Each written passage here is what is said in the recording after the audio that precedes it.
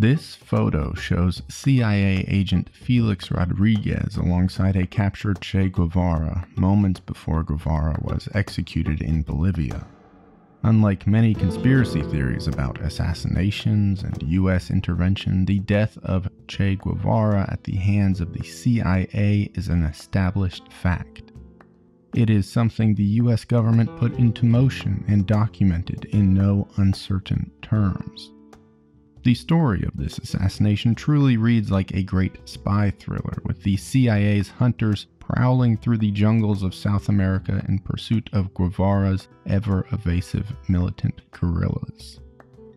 Almost all conversations of Che Guevara engage in a black and white discussion of whether he was good or evil. This myopic line of questioning is both fundamentally misguided and unrealistic. Still, I believe this sort of analysis is worth conducting, or rather, dismantling. Later in this video, we will do just that. But for now, we may return to Che's death by beginning with his life.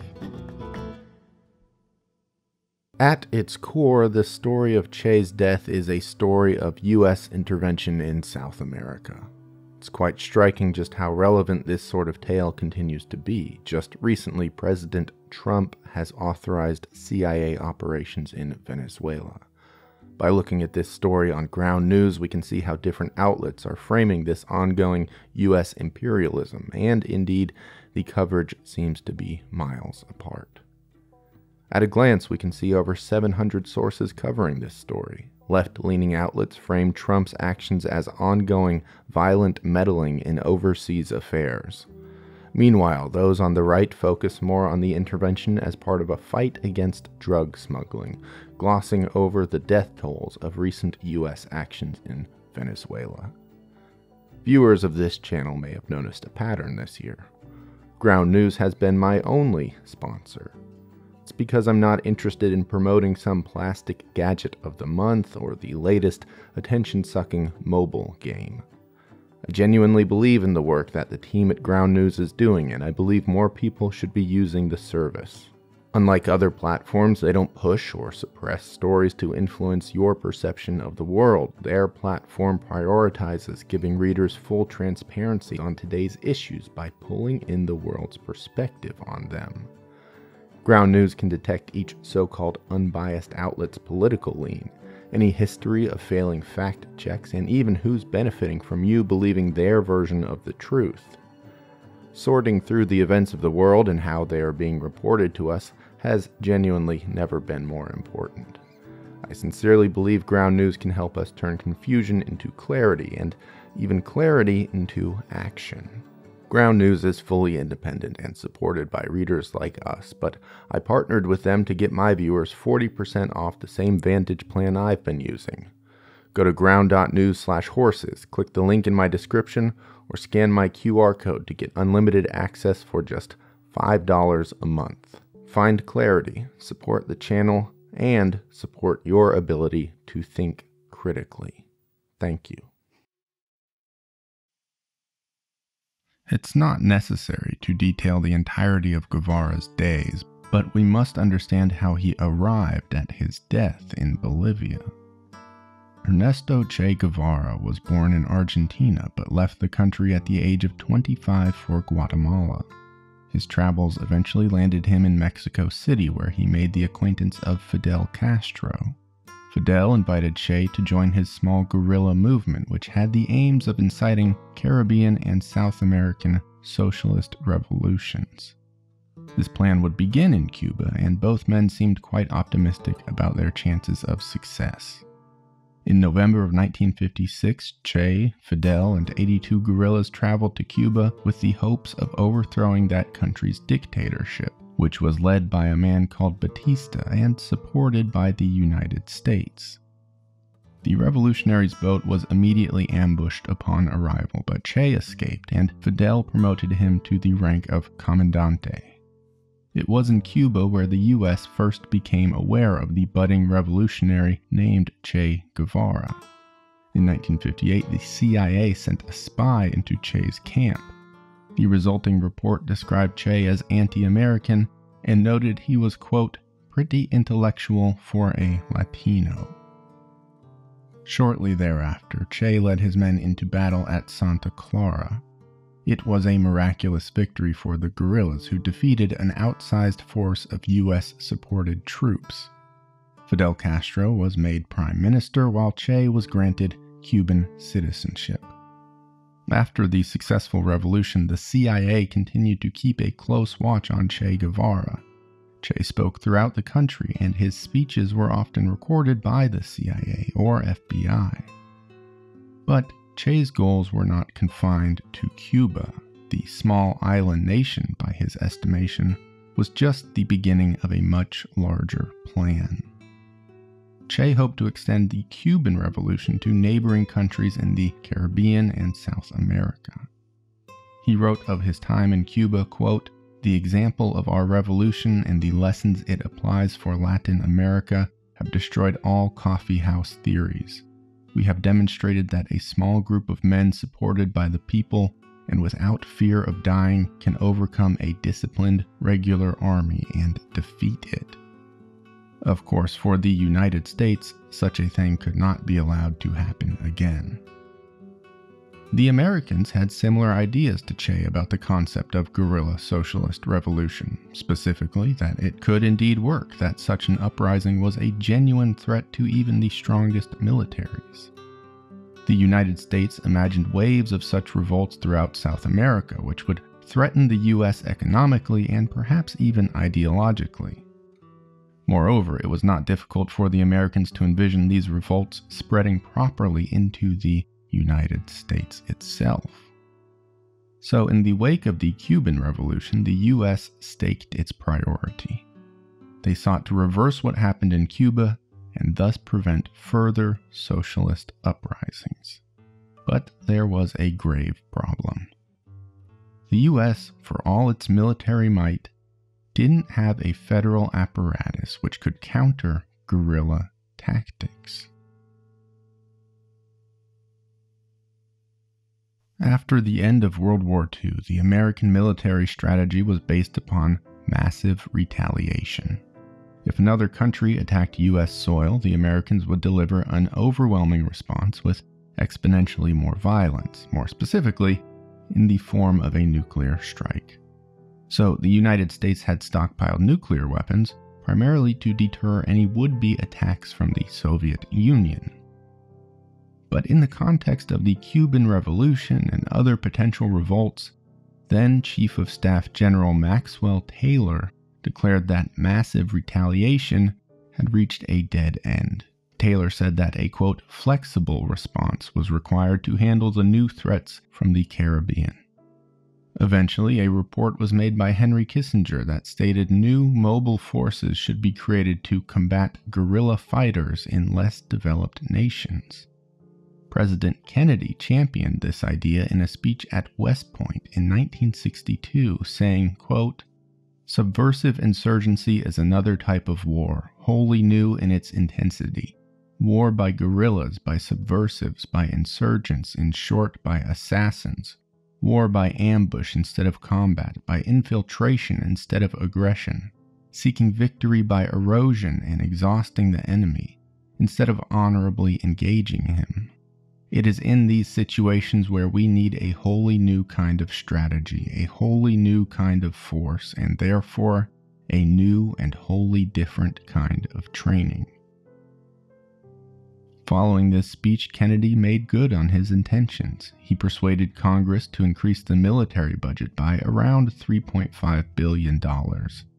He added thousands of new troops to the American armed forces.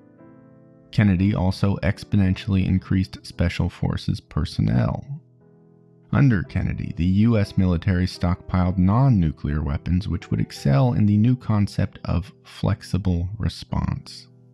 But Kennedy did more than just increase firepower. He began reading the works of Che and Mao, and he studied these men's writings on guerrilla warfare. Kennedy also had these books issued to troops stationed in third world countries. In the summer of 1962, President Kennedy instituted the Special Group on Counterinsurgency. A key part of their strategy was the idea of rapid deployment, in which the U.S. military took swift or even preemptive action to stop guerrilla activity before it was allowed to escalate. They believed that concentrating military power in the very first days of a war would be the key to halting aggressive guerrilla fighters. Soon enough, this belief would be proven pretty much correct.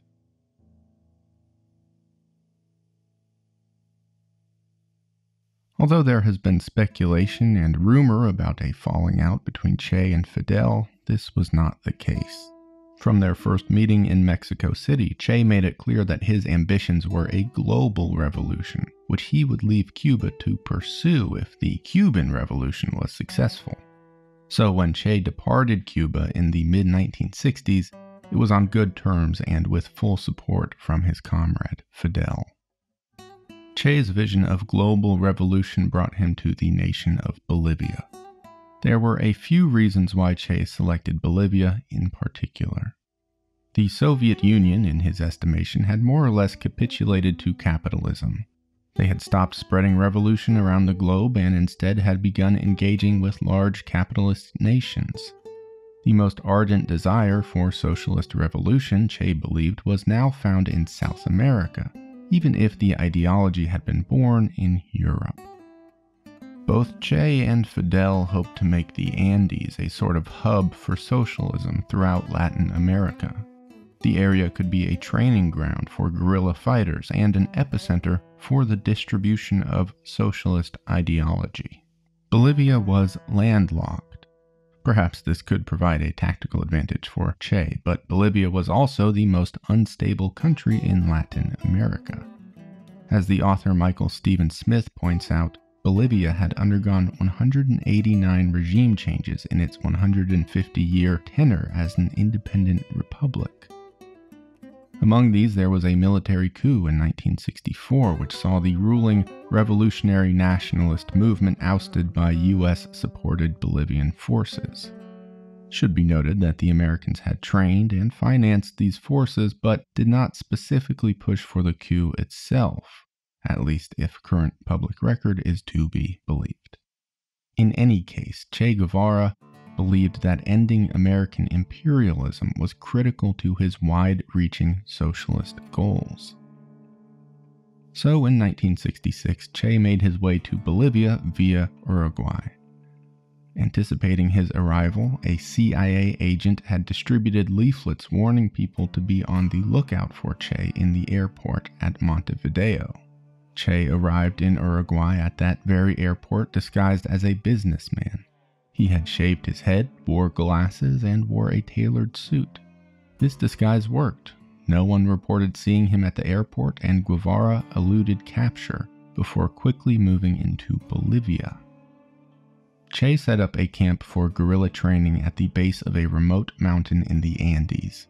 He planned to recruit and train locals as guerrilla fighters for 4 months before engaging them in battle against the Bolivian government.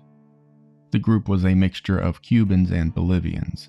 Despite the modest size of the force, things generally were going quite well in the early days. The men were taking to their training, morale was high, Che was optimistic.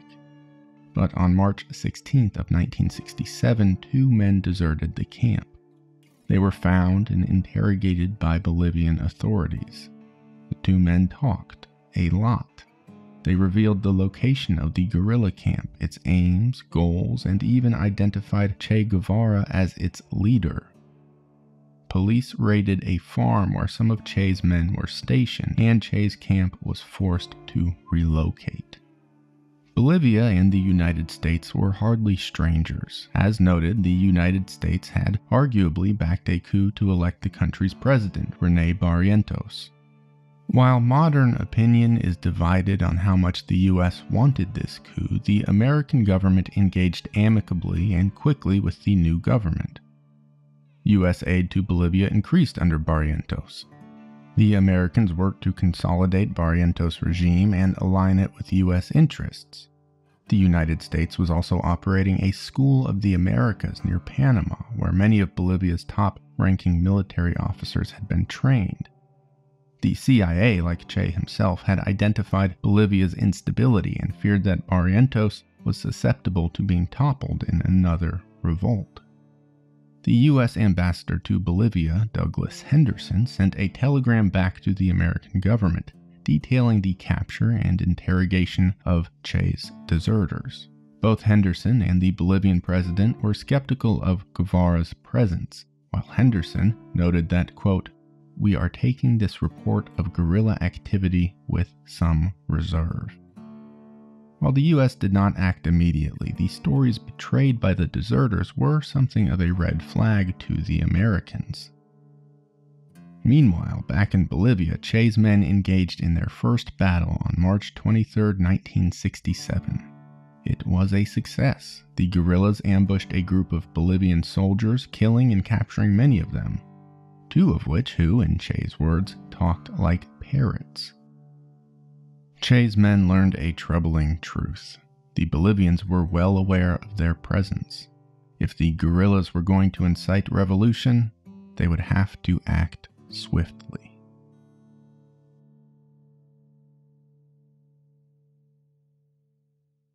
Word got to Bolivian officials about Che's victory.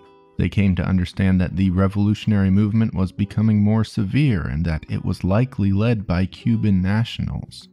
In the wake of this recent defeat, the Bolivian president asked the U.S. for assistance, noting that guerrillas could indeed pose a significant threat to his regime. The Americans sent a top officer to Bolivia to assess the situation. This officer found the Bolivian generals to be, quote, archaic, impulsive, and self-aggrandizing. He feared that the Bolivian president would bomb civilians in his hunt for Che, an act which would prove grossly counterproductive.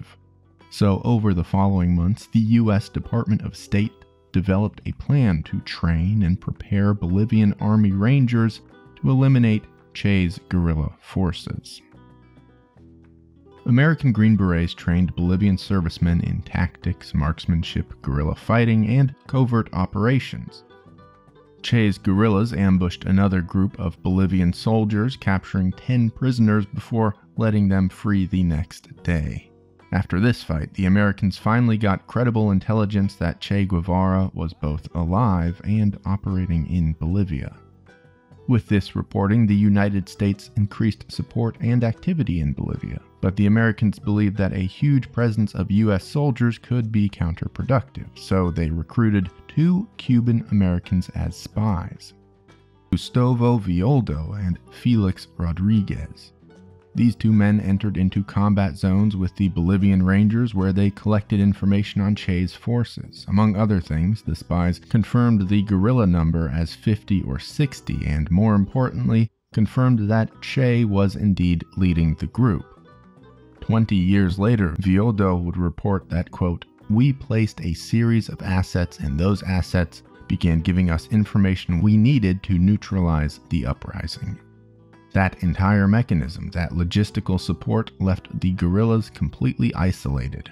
We completely penetrated the urban network. While this statement may seem braggadocious, Che's journals from the time confirm some level of efficacy by the spies. Che noted that the outlook for the guerrillas was not clear, but he was optimistic that they could potentially outfight Bolivian forces. Through the summer, the situation in Bolivia worsened. President Barrientos was concerned that Che's group would appeal to Bolivian workers. He launched what he considered a preemptive strike to suppress this possibility. On June 24th, the Bolivian Air Force struck a village of hundreds of workers and their families in what became known as the San Juan Massacre. Death tolls have estimated casualties ranging from 20 to 100.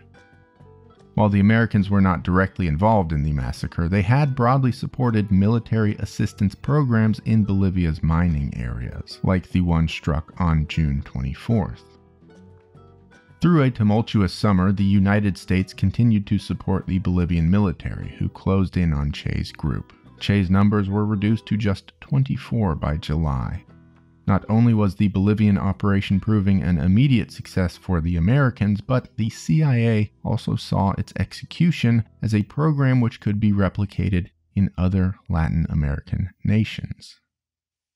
In August, 10 of Che's guerrillas were caught in an ambush. 9 of them died, and 1 was interrogated by the spy Felix Rodriguez.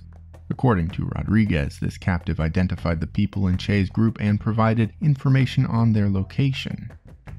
Although word of the betrayal did not make it back to Che, he was well aware of the perils around him, calling August the worst month they'd had in Bolivia. The Bolivian government continued to close their fist around Che, who now had a government-issued bounty on his head. Che's guerrillas remained on the move through the late summer. They trekked through the jungle without much purpose other than simply avoiding capture.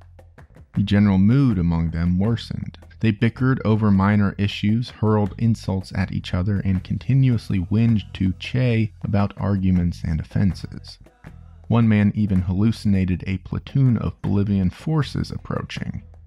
This incident worried Che, who became concerned that war psychosis was setting in on his small troop. The men climbed higher in elevation, reaching a peak of 6,000 feet.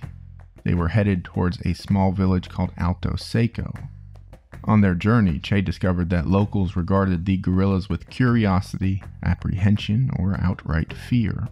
One woman later told the Bolivian army that she believed them to be sorcerers due to their incredible knowledge of the area and its residents. After arriving in Alto Seco, the de facto mayor, who also owned a local grocery store, informed the Bolivian army of the guerrillas' presence. In retribution, Che stole food supplies from the man's store. But the mayor's report was not exactly an aberration. The Bolivian government had been waging an effective sort of psychological war on the guerrillas for months. To win favor with the peasants who Che looked to recruit, the Bolivian government engaged in a wide-reaching program of civic action. They built roads in rural areas, they offered land to impoverished peasants, and they distributed free school supplies. They also distributed significant anti-guerrilla propaganda, specifically in the more rural areas of the country. In one small town, the army positioned a megaphone which constantly blared this anti-guerrilla messaging. Months prior to Che's arrival in Alto Seco, the government had also imposed martial law on the entire province. They notified the population that, quote, groups of Castro-communist tendency, mostly foreigners, have infiltrated our country with the sole objective of sowing chaos and halting the progress of the nation, carrying out acts of banditry, pillage, and assault against private property, especially among the peasantry. The armed forces, conscious of its specific obligations, has been mobilized to detain and destroy the foreign invasion, as malicious as it is vandalous. The Bolivian police arrested leftist students and detained foreign-looking individuals without cause. According to the Bolivian Lieutenant Colonel Andres Selic, this was all wildly effective, and he noted that the entire local population had been, quote, mobilized in the face of a possible Red attack.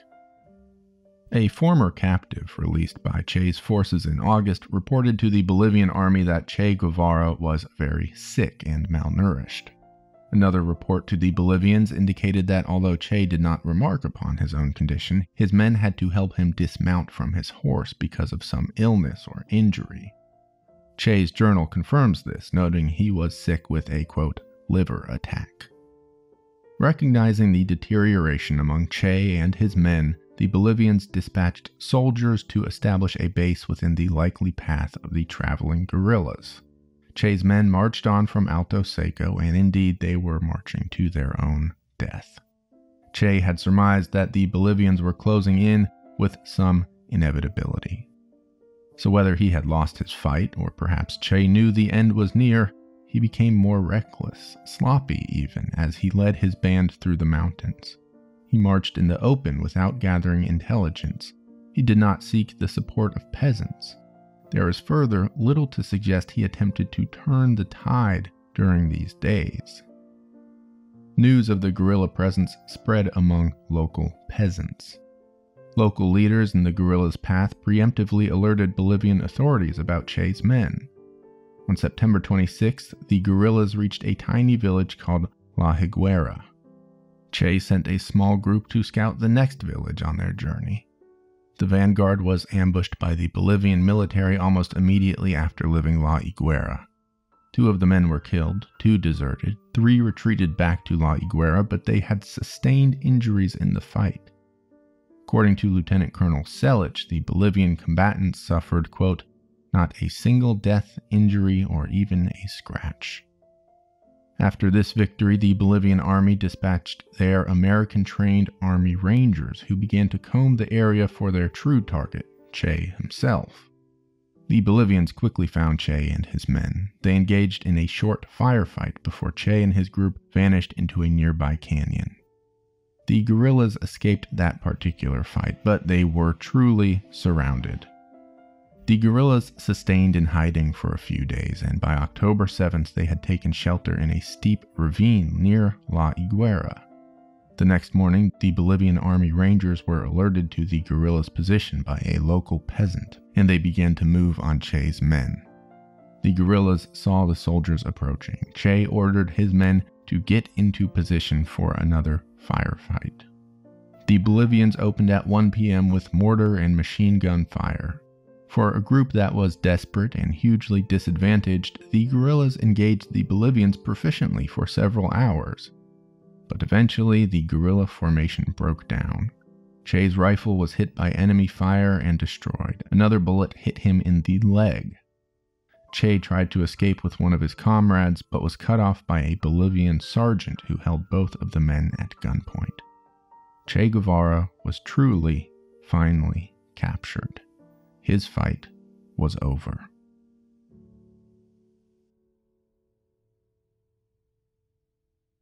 The Bolivians took Che to a schoolhouse in the nearby village of La Higuera. The Bolivian Lieutenant Colonel Andres Selich was among the last people to speak with Che Guevara. When Selich arrived at the schoolhouse, Che was bound hand and foot, lying on the ground. The dead bodies of 2 of his comrades were on the floor next to him. In his private notes, Selich recorded the conversation he had with Che. Selich asked Che why he chose to fight in Bolivia instead of his home nation of Argentina. Che replied simply, "Perhaps it would have been better." Selich told Che that he had invaded Bolivia with a band of foreigners, but they had failed, and Bolivia was now, quote, "vaccinated against communism." Selich tried to prod Che for information about the guerrillas who had escaped the battle. Che replied with tepid defiance, saying, "Colonel, I have a very bad memory. I don't remember and don't even know how to respond to your question." Selich replied, "Are you Cuban or Argentine?" Che said that he was Cuban, Argentine, Bolivian, Peruvian, Ecuadorian. He said to Selich, "You understand." When Selich asked again why Che was operating in Bolivia, Guevara replied, "Can't you see the state in which the peasants live? They are almost like savages, living in a state of poverty that depresses the heart, having only one room in which to sleep and cook and no clothing to wear, abandoned like animals." Selich noted, "The same thing happens in Cuba." Che replied, "No, that's not true. I don't deny that in Cuba poverty still exists, but the peasants there have an illusion of progress, whereas the Bolivian lives without hope. Just as he is born, he dies, without ever seeing improvements in his human condition." The spy Felix Rodriguez arrived the next morning at 6:15 a.m. He later recorded his encounter with Che. Rodriguez said Che was lying in the dirt, bound at the arms and feet. The 2 bodies remained next to him on the ground. Che's hair was matted, his clothes were torn and tattered, and his feet were caked with dried mud. Despite his appearance, Che remained defiant. He insisted that he would not be interrogated, though Che engaged in a conversation with Rodriguez. Che admitted to his defeat, but refused to answer any questions about his specific operations in Bolivia. Che could tell that Rodriguez was not Bolivian, so he asked the spy if he was Cuban or Puerto Rican, if he was hired by the United States. Rodriguez told Che he was a Cuban trained by the CIA. Che responded with a laugh. Rodriguez's report says that he received a coded message ordering the execution of Che. He claims to have tried to dissuade the Bolivians, noting that the US government wanted Che kept alive under any circumstances. He further claimed that US aircraft was on standby to move Che to Panama for interrogation. According to Rodriguez, the Bolivians refused and told him that he was to execute Che by 2 p.m. that afternoon. Rodriguez spoke with Che again and even took him outside for a photograph. Some of these photos have survived. When Rodriguez led Che back to the schoolhouse, there were 2 more of his dead men lying on the ground. Seeing these, Che stopped talking completely. When it was time for Che's execution, Rodriguez claims to have embraced the man. He said, quote, "It was a tremendously emotional moment for me. I no longer hated him. His moment of truth had come, and he was conducting himself like a man. He was facing his death with courage and grace." Rodriguez left the schoolhouse, and a sergeant named Mario Turan was tasked with executing Che. Rodriguez told Turan not to shoot him in the face. He noted that Che's injuries should appear as if they had occurred in battle. There's no reliable way to know Che Guevara's final words, but if these stories are to be believed, when Turan came into the schoolhouse, Che said, quote, "I know you've come to kill me. Shoot, coward. You are only going to kill a man." Turan shot Che in the legs and arms.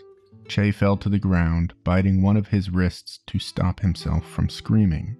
Turan fired again, this time a flurry of shots into Che's stomach. At 1:10 p.m. on October 9th, 1967, Che Guevara was dead. This is the story of Che Guevara's execution as we can best know it today. But reports and documents from the time are rife with inconsistencies. In some, the US wanted him alive and others dead. Some reports note that Che had died in battle, while others disagree about who ordered and carried out his execution. Rodriguez's story is just the report of one man, and taken in full, it is quite flattering to Rodriguez himself. There is also a letter to the CIA from then National Security Advisor Walt Rostow, which goes to great lengths to detail the importance of Che's death. The letter claims it reinforces the trend of dead revolutionaries, that it discourages potential guerrillas, that it shows the efficacy of, quote, preventative medicine in the face of socialist revolutions. But this same letter also bizarrely states that Che should not be killed. Amidst all of this, the CIA also has a well-recorded history of obfuscation and deceit, so any of their reporting is subject to skepticism as well. History leaves us with little choice other than to tacitly accept Rodriguez's report. In any case, Che Guevara had been executed. Even if the United States had not willed it to happen in the very moment, the CIA had certainly arranged for the death of Che Guevara.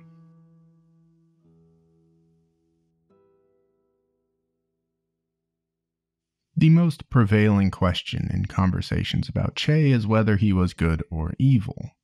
This is a road which has been exhaustively well trodden. Indeed, this itself is evidence of how little utility the conversation really has. How many times can people ask a question before recognizing that it really has no answer? Before we get into the core issue here, there are 2 myths which deserve dispelling: Che Guevara's alleged racism and alleged homophobia. At 24 years old, Che authored explicitly racist words about black people. But later in life, black liberation and anti-racism became core tenets of his ideology. Like most people in the world, Che was a dynamic individual who held opposing views throughout his life. It is not accurate to call him an ardent racist or a lifelong anti-racist. There also exists a vague notion that Che Guevara was contemptuous of homosexuals. This likely comes from the fact that Che founded a labor camp in Cuba. There is much historical debate about the particulars of what happened at this camp, but there is no legitimate evidence that it was ever used to persecute homosexuals. However, after the Cuban Revolution, the Castro government required all men to serve in the military.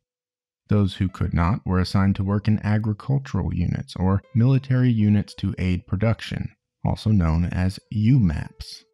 Within these facilities, there was rampant violent abuse, often targeted specifically at gay men. It could be argued that Che's labor camp was a precursor to the UMAPs. Cursory readings of revolutionary Cuba could also lead one to incorrectly believe that Che's camp itself was a UMAP. But in any case, by the time Castro established the UMAPs, Che Guevara had long since left Cuba. He simply was not involved with the Cuban government in any way, and Castro has since taken sole responsibility for the abuses which occurred in these camps. Really, I feel this is much ado about nothing, and to even cover Che's alleged homophobia and racism here feels dangerously meandering. Even if they existed, these are minor character traits which would be pretty unremarkable for the times in which Che lived. More importantly, these things do not explain why Che Guevara elicits such divisive opinions among modern audiences. After all, there are many people we consider heroes who possessed deep character flaws. Martin Luther King cheated on his wife. Mahatma Gandhi was a documented racist. So perhaps instead, for moral judgment of Che Guevara, we could look at the violent deeds he certainly committed. Che was a brutal, dedicated revolutionary. That sort of life is an expensive one. That life sentences a person to becoming a monster. Che Guevara himself was quite aware of this reality, once saying, quote, "Hatred as an element of the struggle, a relentless hatred of the enemy, impelling us over and beyond the natural limitations that man is heir to and transforming him into an effective, violent, selective, and cold killing machine. Our soldiers must be thus. A people without hatred cannot vanquish a brutal enemy." But again, we falter. There are violent figures throughout history who today people generally regard as heroes. George Washington, virtually all of America's founding fathers, even Nelson Mandela was once a violent revolutionary. But these people are granted a sort of forgiveness which Che has not received. So we must consider that there is something exceptional about Guevara. It would be no huge revelation to say that this likely comes down to contemporary political ideology. To say that, quite simply, if you are left-leaning, you are sympathetic to Che. If you are right-leaning, you are not sympathetic. But I think, again, this could be a fumble. It certainly does not answer the question of Che's morality, and indeed it points directly at the fact that there can be no objective answer. The question of whether Che was good or evil is only a mask worn by a more truthful inquiry. That is, what do we believe to be good or evil? What means justify an end? Those people who, like Che, take extreme action for some ideological cause are mirrors into ourselves, specifically parts of ourselves which are much easier to ignore. This sort of conversation, when conducted without inhibition, leads us down a difficult path. We reject the placating, easy statement that it is never right to do wrong. We are instead forced to reckon with our lines of morality, to consider what might implore us to redraw them or erase them entirely. We are forced to ask questions to which we may not have answers. What in this world is worth our own destruction? For what does brutality become us? What utopia would we build on the bodies of our fellow men? These are the true questions that a man like Che leaves as his legacy. Che Guevara is perhaps the most contentious figure in world history, and that will likely never change. I think that is just fine. People need not agree. We are all entitled to have views and opinions based on our own personal convictions. But within this contention, we should remember that we do not just assess the events of the world. We also assess ourselves.